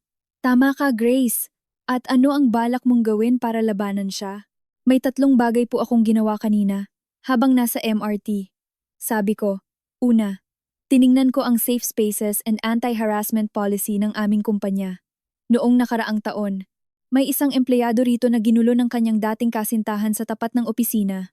Mabilis na tumawag ng pulis ang aming HR at nagpadala ng cease and desist letter ang legal department ng kumpanya. Nakasulat sa aming polisiya na may karapatan ang kumpanya na protektahan ang mga empleyado nito laban sa anumang uri ng pagbabanta at panggugulo sa loob ng opisina. May ganyang polisiya ang kumpanya ninyo? Medyo nagulat si Tita Alice. Opo. Pangalawa, inihanda ko na ang lahat ng screenshot ng kanyang mga mensahe, ang pagkakakandado ko sa kusina, at ang mga post niya sa Facebook bilang isang opisyal na timeline upang ipasa sa aming HR at legal department bukas. At ang pangatlo, bago ko masagot ang kanyang tanong, tumunog ang aking cellphone isang mensahe mula kay Miss Jane, ang aming HR manager, Grace. Nagkausap ang aming management at ang aming legal department tungkol sa nangyari sa'yo. Huwag kang mag-alala, ikaw ay isa sa mga pinakamahalagang empleyado ng kumpanyang ito at protektahan ka namin laban sa anumang uri ng panggugulo sa opisina. Binasa ko ang mensaheng iyon kay Tita Alice. Matapos niyang marinig ito, natahimik siya ng 3 segundo bago nagsalita sa napakabagal na boses. Grace, ang kumpanya mo mismo ang magtatanggol sa'yo. Opo, tita. Hindi lang para sa akin, kundi para sa kaligtasan ng buong opisina. Dahil kung hahayaan nilang may manggulo rito ng walang kaukulang aksyon, mawawalan ng bisa ang kanilang mga polisiya. Narinig ko ang malalim na paghinga ni Tita Alice sa kabilang linya, na tila nawala ang lahat ng bigat na kanyang nararamdaman para sa akin sa nakalipas na mga araw. Sana ay malaman ito ng asawa ng kapatid mo bago siya pumunta roon, sabi niya. Akala niya siguro ay nag-iisa ka lang. Unang araw ng pasok pagkatapos ng holiday. Alas, 8 ang punkto ng umaga, nakarating na ako sa aming opisina sa Makati mas maaga ng 20 minuto kaysa sa karaniwan kong oras. Nang bumukas ang pinto ng elevator, nakita ko ang receptionist na si Joyce na nagkakabit ng dekorasyon para sa bagong taon sa pader. Medyo nakatagilid ang pagkakaayos nito, kaya lumapit ako at tinulungan siyang iayos ang mga gilid nito. Ngumiti siya sa akin at nagpasalamat, saka tumitig sa akin ng ilang segundo na tila may nag-iba sa aking hitsura ngayon. Wala akong kolorete sa mukha, nakatali ng mahigpit ang aking buhok, at nakasuot ako ng isang madilim na asul na blazer. Sa loob ng aking bulsa, may nakalagay na maliit na voice recorder. Joyce, sabi ko sa kanya, kung may maghanap sa akin ngayong araw, kahit sino pa siya, pakiusap na huwag mo muna siyang papasukin sa loob ng office area. Paupuin mo muna siya sa lobby sofa at tawagan mo ako agad. Kumindat siya sa akin. Opo, Ma'am Grace. May inaasahan po ba kayong bisita? Isang kamag-anak. Ngumiti ako ng bahagya. May kailangan lang kaming linawin tungkol sa pamilya. Hindi ko na dinagdagan ang aking sinabi at pumasok na ako sa lubeneming office area. Bukas na ang mailaw sa aking gongway. Cubica. Inilapag ko ang aking bag upang buksan ang aking computer. Tinitigan ko ang 3 kopya ng timeline na aking inihanda noong gabi ng Pasko. Isa para sa aking boss, isa para sa HR, at isa para sa legal department. Bawat pahina ay may kasamang petsa at oras ng mga mensahe ni na Mark at Mylene, pati na ang kanilang mga screenshot sa Facebook at Viber. Alas, 8:05. Nagsimula nang dumating ang aking mga katrabaho. Lumapit sa akin si Ate Lisa, dala ang kanyang baso ng kape at tiningnan ang mga dokumento sa aking lamesa nang walang tinatanong, saka sinabi. Nasa opisina na niya si Attorney Cruz ng Legal Department. Salamat po, Ate Lisa. Alas 5 ng umaga, tumunog ang aking cellphone, isang mensahe mula kay Joyce. Ma'am Grace, may naghahanap po sa inyo rito. Tumayo ako at iniayos ang aking blazer. Ang daan patungo sa lobby ay madalas kong lakaran araw-araw. Ngunit ngayon ay naramdaman ko ang kakaibang bigat sa aking bawat hakbang. Pagkabukas ko ng pinto ng lobby, sinalubong ako ng malamig na hangin ng aircon at ng amoy ng mga bagong halaman sa tabi ng pader. Nakaupo si Mylene sa sofa sa gitna ng lobby. Nakasuot siya ng isang kulay cream na maternity dress, may kasamang kulay rosas na cardigan at simpleng sapatos, habang nakatungo at may hawak na baso ng tubig na ibinigay ni Joyce. Nang makita niya akong lumabas, hindi siya tumayo kundi tiningnan lang ako at ngumiti, isang matamis na ngiti na pamilyar sa akin mula pa noong Noche Buena. Ate, boses niya ay hindi ganoon kalakas. Sapat lang para marinig ni Joyce sa reception desk. Merry Christmas at Happy New Year. Napadaan lang ako rito para makipag-usap sa'yo ng personal. Pamilya pa rin naman tayo, di ba? Mas magandang pag-usapan natin ito ng harapan kaysa sa telepono. Naupo ako sa solong upuan sa tapat niya. Inilagay ko ang aking cellphone sa ibabaw ng lamesa habang nakabukas ang screen nito sa recording mode. Ang mga pulang numero ng timer ay patuloy sa pag-andar. Sige, pag-usapan natin ngayon din. Tumingin si Mylene sa screen ng aking cellphone at bahagyang kumunot ang kanyang noo, ngunit mabilis din siyang bumalik sa kanyang ngiti. Ate, kailangan pa ba talaga ng recording na yan? Mag-ate naman tayo. Bakit parang napakalaking gulo ng ginagawa mo? Sinabi mo sa mensahe mo kagabi, napupunta ka rito sa lobby para sabihing may kailangan ka kay Grace ng finance. Patag ang aking boses na tila nagbabasa lang ng isang ulat sa trabaho. Ngayong narito ka na, at narito na rin ako. Sabihin mo na ang gusto mong sabihin. Hindi niya akalain na ganoon ko siya sasalubungin. Akala niya siguro ay matatakot ako at kakausapin siya ng pribado upang magmakaawa o kaya ay ibibigay ko agad ang kanyang hinihinging pera. Hindi siya sanay na makita akong nakaupo sa tapat niya nang may kasamang recorder sa lamesa at 3 kopya ng ebidensya sa aking opisina. Nawala ang tamis sa kanyang ngiti, napalitan ng bahagyang lungkot sa kanyang boses. Ate, hindi naman ako pumunta rito para manggulo. Gusto ko lang sabihin sa'yo na matanda na sina Papa at Mama. Pasko na Pasko, tapos pinatay mo ang lahat ng card sa bahay. Muntik nang atakihin sa puso si Papa dahil sa high blood, at si Mama naman ay maghapon nang umiiyak. Sana ay maawa ka naman sa kanila. Sino ang nagsulat ng mga mensaheng ipinadala mo sa akin noong gabi ng Pasko? Pinutol ko ang kanyang sinasabi. Napatigil siya. Ang mga salitang civil damages, abandonment of family, at sanction, hindi ikaw ang taong gagamit ng ganyang mga salita. Ikaw ay isang beauty consultant, at ang kapatid ko naman ay ahente ng lupa. Sino ang nagturo sa'yo ng mga salitang yan? Hindi siya sumagot, ngunit nakuyom ang kanyang kamay sa ibabaw ng kanyang kandungan.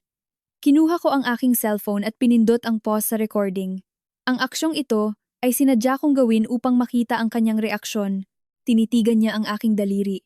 Saka biglang natawa ng bahagya, isang tawa na wala ng balot ng pagmamakaawa, kundi isang matalim na ngiti ng isang taong nagpakita na ng kanyang tunog Alps. Ate, sumandal siya sa sofa habang nakalagay pa rin ang kamay sa kanyang tiyan. Hindi naman natin kailangang magpaligoy-ligoy pa rito. Nagtanong-tanong ako sa ilang tao. Ang paghinto mo sa pagbibigay ng suporta kina Papa at Mama ay maaari talagang kasuhan ng abandonment sa batas. Sinuri ko na ito, wag mo akong takutin. Sinubukan kong makipag-usap ng maayos sa'yo gamit ang mga salitang iyon, pero kung ayaw mo ng maayos na usapan, hindi na rin ako magpapakabait sa'yo. Ininom niya ang tubig sa kanyang baso, napakatahimik ng kanyang bawat galaw. Hindi siya natatakot sa akin. Sige, anong gagawin mo? Tanong ko habang nakatitig sa kanyang mga mata. Natahimik siya ng ilang segundo bago nagsalita sa napakabagal na boses na tila binibilang ang bawat bigat ng kanyang sasabihin. Alam mo naman ang bank history ng kotse ni Mark, di ba? Ang pambayad doon ay nakakabit sa payroll account mo at automatikong kinakaltas bawat buwan. Kung kukunin ko ang bank statement na yan at ipakikita sa boss ng kumpanya ninyo, sa tingin mo ba ay hindi sila magtataka kung bakit ang isang finance supervisor ay may regular na kaltas para sa kotse ng ibang tao? Baka isipin nila na gumagamit ka ng pondo ng kumpanya para sa sarili mong pamilya. Tinitigan ko siya habang sinasabi niya ang mga bagay na ito ng napakahinahon na tila nagtatanong lang kung anong oras ang tanghalian ngayon. Kinuha ko muli ang aking cellphone at pinindot ang resume sa recording. Ang lahat ng sinabi mo ay nakarecord na rito. Gusto mo bang ulitin ito sa harap ng kamera ng kumpanya? Sa wakas, ay nag-iba ang kanyang mukha, hindi takot, kundi isang matinding pag-aalangan habang sinusuri muli kung paano niya ako lalabanan. Ibinaba niya ang baso sa lamesa nang mas mabagal kaysa kanina. Ate! Muling lumambot ang kanyang boses, ngunit may halong panunumbat na ngayon. Huwag ka namang maging ganyan sa akin. Sinasabi ko lang naman sa'yo ang mga pwedeng mangyari. 9 na taon ka na rito sa trabaho mo, at ngayon ay may nominasyon ka pa para sa mas mataas na posisyon.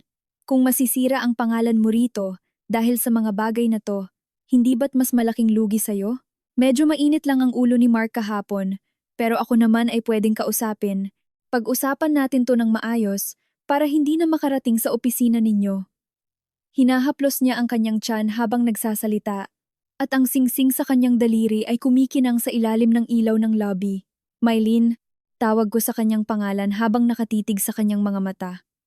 Alam mo ba kung ano ang pinakamahalagang bagay para sa isang finance supervisor? Hindi siya sumagot, hindi ang sahod o ang posisyon, kundi ang integridad ng aking pangalan. 9 na taon akong nagtrabaho rito, at walang kahit isang bawas o maling record sa aking pangalan. Bawat piso sa aking account ay may legal na pinanggagalingan at may kaukulang resibo. Kung gusto mong ipakita ang bank statement ng kotse ni Mark sa aking boss, gawin mo. Pero pakiusap na isama mo na rin ang aking payslip upang makita nila na ang aking buwanang sahod ay higit na sapat upang sustentuhan ang kotse ng kapatid ko nang hindi gumagamit ng pondo ng kumpanya. Nagpatuloy ako. At ang tungkol sa pagbabanta mo, nakukuha ka ng medical certificate para sabihing nanganib ang pagbubuntis mo dahil sa akin gawin mo rin. Inihanda ko na ang lahat ng screenshot ng pagkakakandado mo sa akin sa kusina noong Noche Buena, ang mga paninira mo sa Facebook, at ang mga pagbabanta ng asawa mo sa akin. Kung gusto mong dalhin ito sa korte, handa akong humarap sa'yo. Pero isipin mo ang isang bagay. Ang anak na nasa loob ng tiyan mo ngayon. Balang araw ay hindi ang credit history ko ang kanyang titingnan, kundi ang pangalan ng mga magulang niya. Nawala ang kulay sa mukha ni Mylene. Napalitan ng isang matinding paninigas mula sa kanyang leeg patungo sa kanyang mukha. Ang kamay na humahaplos sa kanyang tiyan ay napatigil.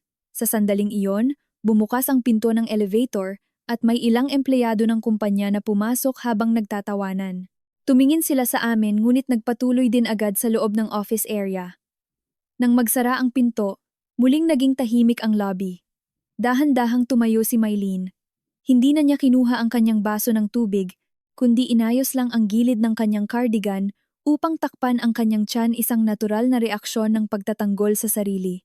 Napakagaling mong magsalita, ate. Mababa ang boses niya. Mas tuyo kaysa kanina. Pero huwag mong isipin na tapos na ito. Hindi papayag si Mark na matapos ang bagay na ito ng ganoon lang. Sabihin mo sa kanya, maghihintay ako.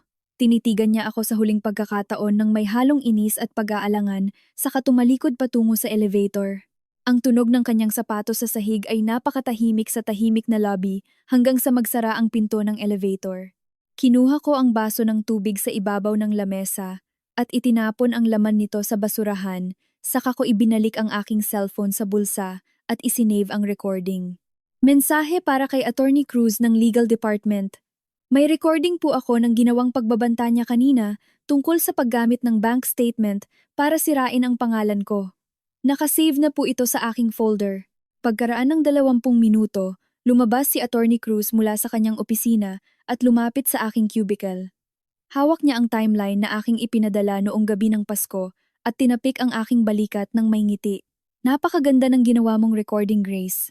Ang mga sinabi niya tungkol sa paggamit ng bank statement para sirain ang pangalan mo ay maaari ng kilalanin ng batas bilang attempted extortion sa ilalim ng Revised Penal Code ng Pilipinas.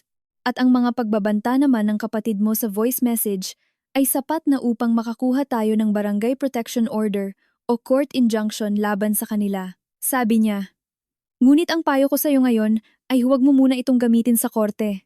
Hayaan mo munang malaman nila na may hawak kang ebidensya upang hindi sila basta-basta makakilos laban sa iyo. Mas natatakot ang tao sa ebidensya na hindi pa nagagamit. Maraming salamat po, Attorney Cruz. Walang anuman, Grace. At ang ginawa mong timeline ay napakaayos ng pagkakasulat. Gagamitin namin ito bilang halimbawa para sa mga katulad na kaso sa kumpanya sa susunod. Matapos niyang umalis, bumalik na ako sa aking mga gawain sa lamesa, ang mga resibo, ang liquidation ng nakaraang buwan, at ang budget proposal para sa bagong subsidiary ng kumpanya. Ang mga numero sa screen ng aking computer ay napakalinaw at bawat kalkulasyon ko ay automatikong sumasama nang walang kahit isang bawas. 11:00 ng umaga, nagpadala ng mensahe si Joyce mula sa reception desk. Ma'am Grace, may tumawag po ulit dito sa reception desk, isang lalaki naman. Sabi niya kapatid mo raw siya at gustong malaman kung narito ka. Sinabi ko pong lumabas ka para sa isang meeting, kaya ibinaba na niya ang tawag. Salamat, Joyce. Ang pagtawag ni Mark sa reception desk ay nagpapakita na nagkausap na sila ni Mylene matapos ang nangyari kanina at alam na nilang hindi ganoon kadaling makuha ang gusto nila sa akin. Hindi na siya direktang sumugod sa opisina, tulad ng kanyang banta noon. Hindi dahil naging matalino siya, kundi dahil alam na niyang may hawak akong ebidensya upang labanan sila. Tanghalian, sumabay sa akin si Ate Lisa sa kantin ng kumpanya. Tumingin siya sa akin habang kumakain at sinabi sa kanyang pamilyar na boses. Nakita ko ang asawa ng kapatid mo kaninang umaga bago siya umalis. Hindi maganda ang hitsura ng mukha niya. Pero ikaw, mukhang napakahinahon mo ngayon. Uminom siya ng tubig at nagpatuloy. Ang isang matatag na babae sa finance department ay hindi basta-basta pwedeng apihin ng kung sino lang. Tandaan mo yan. 3:00 ng hapon, nagsimula ang aming pulong para sa bagong subsidiary ng kumpanya sa conference room. Nakaupo ang aming boss sa tapat ng screen habang ako naman ay nagpapakita ng aming budget proposal. Matapos ang 40-minutong pulong, tinapik ng boss ang aking balikat at sinabi na napakaayos ng aming proposal at maaari na itong aprubahan para sa susunod na hakbang. Nang iligpit ko ang aking mga gamit sa lamesa, naramdaman ko ang kakaibang kumpiyansa sa aking sarili. Sa loob ng 40 minutong iyon, ang aking isipan ay napuno lamang ng mga numero at plano para sa trabaho at walang kahit isang segundo na naisip ko ang tungkol sa mga pagbabanta ni na Mark at Mylene. Ang aking galing sa trabaho ay isang matatag na pader na hindi nila kayang tibagin. 5:00 ng hapon, habang nag-aayos ako ng aking bag para umuwi, nagpadala ng email si Attorney Valdez tungkol sa isang desisyon ng korte sa Pilipinas hinggil sa kaso ng extortion sa pagitan ng magkapatid. Ang kasong ito ay may kaparehong sitwasyon sa nangyayari sa iyo ngayon, Grace. Ang kapatid na lalaki ay nagbanta na sisirain ang pangalan ng kanyang ate sa opisina nito upang humingi ng PHP 100,000 at hinatulan siya ng korte ng pagkakakulong dahil sa attempted extortion. Ang halagang hinihingi ng kapatid mo sa iyo ang kotse, ang mga bayarin, at ang pamasko ay higit na mataas kaysa sa halagang nakasulat sa kasong ito, kaya sapat na ito upang maparusahan siya sa batas. Ibinulsa ko ang aking cellphone at lumabas ng opisina. Habang naghihintay ako ng elevator, nagpadala ng larawan si Tita Alice sa aking Viber. Isang plastic na bag ng mga sariwang gulay at karne sa ibabaw ng lamesa ng kanyang kusina. May kasunod pa itong mensahe. Bumili ako ng mga sangkap para sa lumpiang Shanghai ngayon. Naalala ko noong bata ka pa. Paborito mo ang lumpia ko. Kung may oras ka sa susunod na linggo, pumunta ka rito sa bahay at pagluluto kita. Tinitigan ko ang mensaheng iyon habang nakatayo sa tapat ng elevator. Sa loob ng 9 na taon na ako ang nagluluto para sa pamilya ko, walang kahit isang nagtanong kung ano ang paborito kong ulam upang paglutuan ako nito. Ngunit si Tita Alice, naalala niya ang paborito kong lumpiang Shanghai noong 12 taon ako sa bahay niya, kung saan nakakain ako ng napakaraming lumpia habang masayang nakahiga sa kanyang sofa. Salamat po, Tita. Pupunta po ako sa susunod na linggo. Bumukas ang pinto ng elevator at sumakay na ako patungo sa ground floor. Paglabas ko ng lobby, sinalubong ako ng malamig na hangin ng gabi. Ngunit sa pagkakataong ito ay hindi ko naramdaman ang lamig. Habang naghihintay ako sa may tawiran ng kalsada, tumunog ang aking cellphone, isang numero na matagal ko nang hindi nakakausap, Tito Ray, ang nakatatandang kapatid ni Mama. Siya ay isa sa mga kamag-anak na tahimik lang tuwing may handaan ng pamilya at madalas na umiinom lang sa sulok. Hindi kami ganoon kalapit at ang huling pagkikita namin ay noong nakaraang Pasko pa. Ngunit siya ang nag-iisang kamag-anak na hindi nagpadala ng anumang panunumbat sa akin sa nakalipas na mga araw. Grace, medyo malakas ang kanyang boses sa kabilang linya. May amoy ng alak at ingay ng mga tao sa kanyang background. Gusto ko lang sabihin sa'yo na tama ang ginawa mo. Napatigil ako sa tawiran ng kalsada. Nakita ko kung paano ka ginawang gatas ang baka ng pamilyang yan. Sa loob ng maraming taon, sinabi sa akin ng nanay mo kahapon na kausapin kita para bumalik, pero sinabi ko sa kanya na hindi ko gagawin yan. Paano naman sila makakabalik sa'yo pagkatapos kanilang ikulong sa kusina noong Noche Buena habang sila ay masayang kumakain sa labas? Napakawalang hiya nila. Nagpatuloy siya. Gusto ko sanang magsalita noon, pero alam kong wala akong karapatan dahil pamilya ninyo yan. Pero ngayon na ginawa mo na ang pagpapasya, suportado kita. Huwag ka nang babalik sa bahay na iyon. Asikasuhin mo ang sarili mong buhay. Narinig ko ang ingay ng ibang tao sa kanyang tabi na nagpapatigil sa kanyang pagsasalita. Saka naputol ang tawag. Nakatayo ako sa tawiran habang nakatitig sa pulang ilaw na naging berde na ngayon. Ang cellphone sa aking kamay ay nagbigay ng kakaibang init sa aking palad. Sa loob ng 9 na taon, ibinigay ko ang lahat ng aking lakas at pera para sa pamilyang iyon. Ngunit ang nakuha ko lang ay isang notebook ng mga gastusin, isang pintong nakakandado, at panunumbat ng walang katapusan. Ngunit ngayon, sa unang araw ng pasok, narinig ko ang unang pagkilala sa aking ginawa mula sa isang kamag-anak na itinuring kong tahimik lang noon. Tumawid na ako sa kalsada, habang ang hangin ay patuloy sa pag-ihip, ngunit sa pagkakataong ito ay naramdaman ko ang kapayapaan sa aking puso. 6:00 ng gabi pagkatapos ng bagong taon, sumakay ako ng MRT patungo sa bahay ni Tita Alice sa Maynila. Nakatira siya sa isang lumang apartment building na medyo natuklap na rin ang pintura sa pader, ngunit napakaayos ng hagdanan at may bagong ilaw sa bawat palapag. Pagkabukas ko ng pinto, sinalubong ako ng amoy ng bawang at sibuyas mula sa kusina, ang pamilyar na amoy ng pagluluto ng lumpiang Shanghai. Nakatayo si Tita Alice sa tapat ng kalan habang suot ang isang kulay asul na apron. "Andyan ka na pala, Grace," sabi niya nang hindi lumilingon habang patuloy sa paghiwa ng mga gulay. "Ang tsinelas mo ay nasa ikalawang estante ng sapatos? Yung kulay rosas na may kuneho ay para sa'yo." Binuksan ko ang estante at nakita ang isang bagong-bagong tsinelas na may balahibo sa loob. Napakainit at napakalambot nito sa aking mga paa. "Tita, kailan niyo po ito binili?" "Bago magpasko," sabi niya habang inilalagay ang mga hiwang gulay sa mangkok. "Alam kong pupunta ka rito ngayong holiday kaya binili ko yan para sa'yo." Naupo ako sa tabi ng lamesa ng kusina habang pinapanood ko siyang magbalot ng lumpia gamit ang isang lumang bote ng beer bilang rolling pin para sa wrapper, isang lumang paraan na ginagamit niya sa loob ng maraming taon. "Tumawag sa akin ang nanay mo kahapon." Simula niya habang inilalagay ang unang lumpia sa plato. Sabi niya, mataas daw ang blood pressure ng papa mo dahil sa galit, at si Mylene naman ay maghapon nang umiiyak sa sofa, habang ang kapatid mo ay galit na galit sa'yo sa group chat. Tumingin siya sa akin ng may halong pag-aalala. "Bakit hindi niya sinabi sa'yo ang dahilan kung bakit mo pinatay ang mga card?" "Sinabi niya po ba?" "Sinabi niya," patuloy ni Tita Alice. "Sabi niya nagbibiro lang naman daw si Mylene noong isara niya ang pinto ng kusina kagabi at pinalaki mo lang daw ang gulo ngayong Pasko dahil sa maliit na bagay." Napatigil ako sa aking hawak na baso ng tubig habang naririnig ko ang kanyang sinasabi. "Tita, sa tingin niyo po ba ay pinalaki ko lang ang gulo?" Natahimik si Tita Alice at ibinaba ang bote ng beer sa lamesa, saka tumitig sa akin ng may kakaibang lambot sa kanyang mga mata. "Grace, naalala mo ba noong bata ka pa? Noong magbakasyon ka rito sa bahay ko ng 1 linggo?" "Opo, noong sunduin ka ng nanay mo para umuwi, nakatayo ka sa tabi ng pinto habang hawak ang aking apron.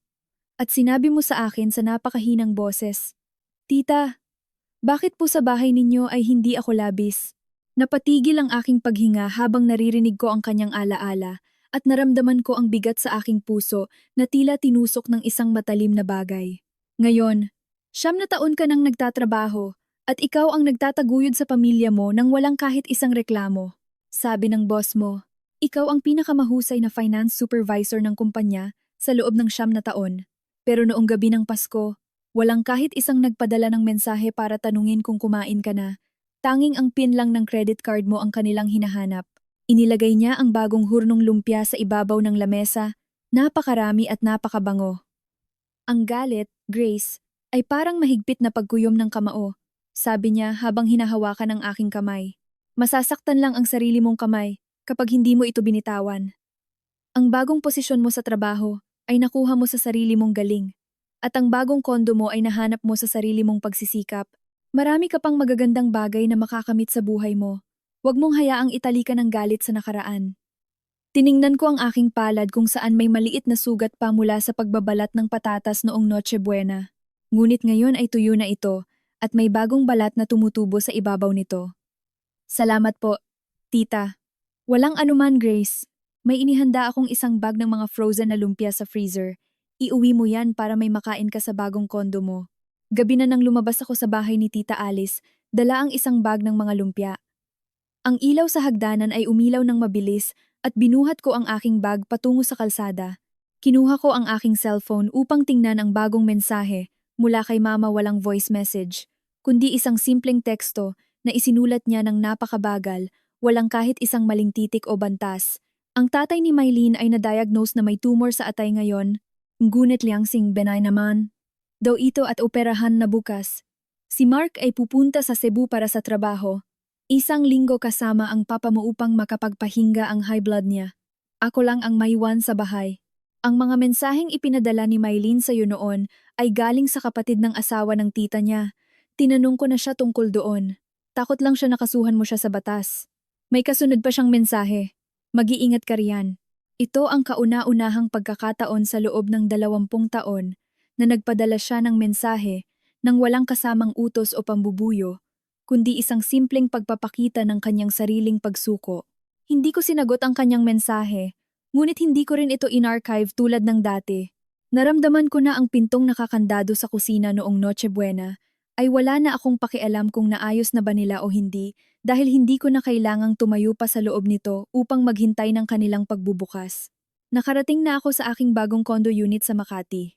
Inilagay ko ang mga lumpia sa loob ng refrigerator, saka nagtimpla ng kape at naupo sa tapat ng aking lamesa upang buksan ang aking computer. Umilaw ang screen at nakita ko ang aking pangalan sa opisyal na anunsyo ng kumpanya para sa bagong posisyon ng lead controller, magsisimula sa unang araw ng susunod na buwan.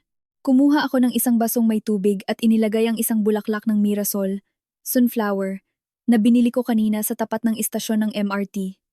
Isang simpleng bulaklak na may gintong petal na kumikinang sa ilalim ng liwanag ng buwan na lumalabas sa kurtina ng aking bintana. Noong bata pa ako, nagdrawing ako ng mirasol sa aking kwaderno at nilagyan ko ito ng araw sa itaas. Sabi ng guro ko noon, kailangan mong lagyan ng araw ang mirasol para alam niya kung saan siya haharap. Ngayon, hindi ko na kailangan ng araw mula sa iba dahil ako na mismo ang liwanag ng aking sariling buhay.